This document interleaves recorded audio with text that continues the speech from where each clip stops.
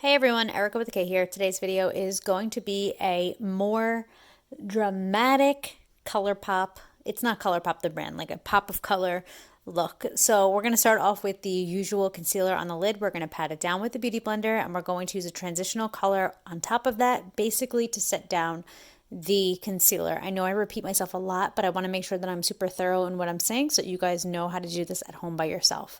I'm then going to go in with a light brown color. This color is in the Your Beauty Shades palette. A similar one is going to be linked in my Amazon affiliate link. It's super affordable, like $9 for 40 shades. It's wild. And they're so pigmented. They're so good. But anyway, I'm going to use a MAC brush to basically just put that on my lid on the upper part.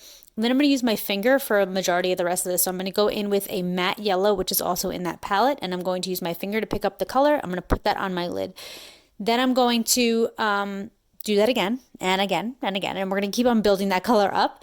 But this is where it gets a little bit different. So usually if you guys watch my videos, you know that I go in the corner with some black and I pump that in. Today I'm going to be using the light brown color. I'm just going to use a more precise brush, and I'm just going to pump that into the corner, same color that I used on the top lid. And then I'm going to take my fluffy MAC brush and I'm going to blend that up. So we're still going to be adding in the depth with putting that color in the corner, but we're just going to do it a little bit softer so that it doesn't overpower this eyeshadow look. We're going to use a brown instead of a black, but everything else is basically exactly the same.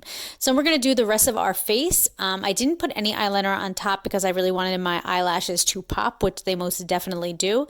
I'm going to put some eyeliner on the bottom. I like to put it in the water like duct kind of thing, but that's totally up to you.